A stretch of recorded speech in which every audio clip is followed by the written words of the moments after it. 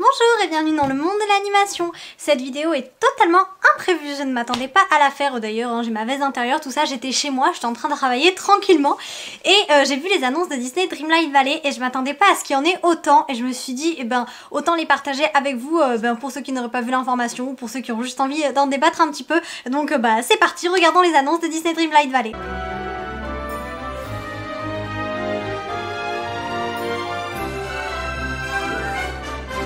Donc on se retrouve sur Instagram, là où ont eu lieu les annonces. Je pense qu'aussi elles ont dû être sur d'autres réseaux, mais moi j'ai qu'Instagram, donc je vais vous montrer celles qui sont sur Instagram et je me suis dit comme ça que ça serait mieux pour vous de visualiser.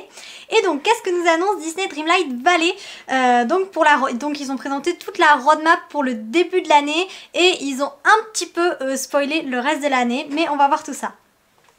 Donc dans leur premier post, ils nous disent que la prochaine mise à jour sera donc pour février et nous avons une très belle photo de Mirabel, donc le personnage d'Encanto. Et ils nous disent rencontrer un nouveau villageois qui est exceptionnellement pas exceptionnel, comme Mirabel, et un bonhomme de neige spécial. Donc ça, on peut dire que Olaf va arriver le mois prochain. Et ensuite, ils disent découvrir les secrets, comment ça s'appelle en français? Des hauteurs non pas les hauteurs oubliées, les hautes, j'ai mélangé. Les hauteurs glacées. Donc pour le mois de février, nous allons avoir l'arrivée de Mirabel, l'arrivée d'Olaf, ainsi que l'avancée des hauteurs glacées. Puisqu'il y a toujours la pierre qui est figée quand on y va, donc c'est le royaume qui est tout en haut à droite et jusqu'à présent il n'y avait rien eu sur ce royaume là à part Elsa qui nous avait aidé à déneiger là, les gros rochers, pas à déneiger, à déglacer les très gros rochers de glace qui bloquaient l'accès au pont, voilà. Mais donc Olaf va nous apporter la suite de l'histoire, donc là j'imagine qu'il va y avoir vraiment une avancée de l'histoire de Disney Dreamlight Valley, pas uniquement des quêtes personnages. Et ensuite ils nous disent que pour la nouvelle voie des étoiles, et je parle trop vite parce que je suis trop contente. On va se calmer. Et ils nous disent que pour la nouvelle voie des étoiles, ce sera la célébration du 100e anniversaire de Disney, puisque cette année ce sont les 100 ans de Disney. Donc on va avoir une voie des étoiles autour des 100 ans de Disney. Alors je me demande ce qu'il peut y avoir autour de ça. J'aimerais beaucoup que la statue avec Mickey et Walt Disney arrive. Je sais pas si je la retrouve, je vous mettrai une image. Mais en fait elle avait été déverrouillée avec les paliers... qui était à déverrouiller avant la sortie du jeu, c'est-à-dire qu'au bout de tant de joueurs inscrits, au bout de temps de suivi sur Instagram, sur Discord et compagnie, ça a débloqué des paliers comme le multijoueur, qui d'ailleurs, on reviendra dessus après, mais va arriver, et il y avait notamment la statue de Walt et Mickey, et donc celle-là, je l'attends beaucoup, donc je me dis pourquoi pas la mettre dans la voie des étoiles, quoique, comme on l'a déverrouillée, c'est censé être un cadeau. À moins qu'elle soit ajoutée comme ça dans la boîte aux lettres, je ne sais pas. En tout cas, j'imagine quand même une voie des étoiles très Mickey et surtout j'espère très Walt Disney parce que pour l'instant on n'a rien eu de lui dans le jeu et pour moi ça reste quand même le fondateur de Disney. Donc voilà, ça j'aimerais bien l'avoir. Ensuite, pour le mois d'avril, donc on aura février et mars avec Encanto et Olaf. Et donc en avril, on nous présente Simba, je vais pas préciser que c'est du Roi Lion, donc Simba du Roi Lion. Et il faut savoir que dans les fichiers du jeu, ils ont déjà trouvé les doubleurs de Simba et Nala. Donc les personnages ont été doublés, il y a les doubleurs dans les fichiers du jeu. Et aussi, il me semble, de la marraine la bonne fée, puisque d'ailleurs il y a sa maison dans les terres oubliées. Et je crois que ces personnages-là, si je dis pas de bêtises, ils ont bien été doublés, puisque j'avais vu passer ça quelque part, je sais plus où, mais bon bref, je l'ai vu passer. Je crois que c'était sur Discord où il disait que voilà, les personnages étaient déjà doublés, les fichiers sont dans le jeu, donc dans tous les cas ils devaient arriver. Donc là il nous présente uniquement Simba et il faut savoir que avant la sortie du jeu, donc avant qu'il soit en accès anticipé, sur les fiches de présentation, sur toutes les illustrations qui étaient sorties, il y avait notamment Simba et Nala sur certaines affiches, d'ailleurs même dans la bande-annonce promotionnelle il me semble, donc je vous les mets là à l'écran. Donc je pense que Nala va arriver avec Simba et ça va nous compléter un petit peu, j'imagine l'histoire qu'avait lancé un peu Scar, donc ça va être la continuité. Et surtout ils nous disent donc l'ouverture de nouveaux royaumes, donc pas de biomes, les royaumes ce sont les pièces qui se trouvent dans le château à chaque fois qu'on déverrouille une porte, hop c'est un film, et bien là donc peut-être j'imagine, peut-être la terre des lions sans doute avec Simba et Nala. Puisqu'ils mettent, voilà, de nouveaux royaumes seront ouverts donc, dans le château, de nouveaux caractères, de nouveaux personnages arrivent dans la vallée et encore plus de surprises. Donc bah ça ils nous ont pas encore tout dévoilé, mais étant donné que c'est pour avril on a encore un peu de temps. Et ensuite pour la route des étoiles cette fois-ci, eh bien on célèbre les parcs Disney. Alors je me demande ce qu'ils vont mettre, j'imagine quelque chose qui va ressembler peut-être un peu à ce qu'on a eu avec Toy Story, un peu c'est-à-dire oui fête foraine, parce que bon les parcs Disney qu'est-ce qu'ils vont pouvoir vraiment nous mettre? Je pense à Walt Disney World, peut-être mélangé avec Disneyland Paris, Disneyland Resort, Disneyland Tokyo, Tokyo Disneyland. Et j'ai toujours mon téléphone qui sonne. Tokyo Disneyland, enfin bon bref, je sais pas, j'imagine qu'ils vont peut-être nous faire un mélange de ces parcs là. Ça pourrait être intéressant, je me demande si ça va vraiment nous apporter quelque chose dans la vallée, mais j'ai hâte de voir quand même ce qu'ils nous sont préparés. Ensuite, donc là c'est pour l'été, donc j'imagine, là c'est pas tout de suite, donc on n'a pas énormément d'informations, mais on va en apprendre davantage et bien sur l'oubli, donc ça c'est assez intéressant parce que depuis la quête, je sais plus, c'était Ursula il me semble, quand Christophe avait perdu les souvenirs qu'il avait d'Anna, quand on se transforme en comment ça s'appelle, en fantôme, et bien depuis ce moment là c'est vrai qu'on n'a pas eu bien beaucoup plus d'informations sur l'oubli. Je crois qu'il y avait une autre quête aussi où on se transformait une deuxième fois en fantôme et je sais plus à quel personnage c'était, peut-être avec Scar au début. Je sais pas. Bon bref, il y a eu 2 fois il me semble où on s'est transformé en fantôme et donc bah vraiment j'ai hâte d'en apprendre plus sur l'oubli parce que je l'avais peut-être déjà dit, non je l'avais pas dit, mais j'aime énormément en fait le fait que l'oubli eh bien ce soit nous qui finalement l'ayons créé, puisque bah là spoiler alerte si vous ne jouez pas à si vous connaissez pas l'histoire de Disney Dreamlight Valley, bah passez un petit peu la vidéo si vous voulez pas être spoilé, mais en réalité eh bien Disney Dreamlight Valley sort donc de notre imaginaire, c'est nous qui sommes, comment ils appellent ça, le fondateur, le monarque, voilà.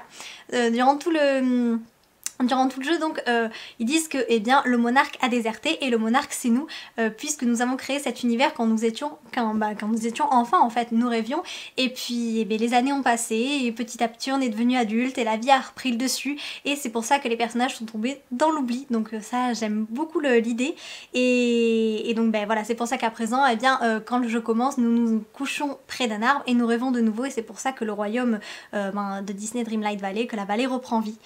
Donc j'ai hâte d'en apprendre davantage sur l'oubli, ça c'est très intéressant. Et ils disent une course de princesses dans la vallée.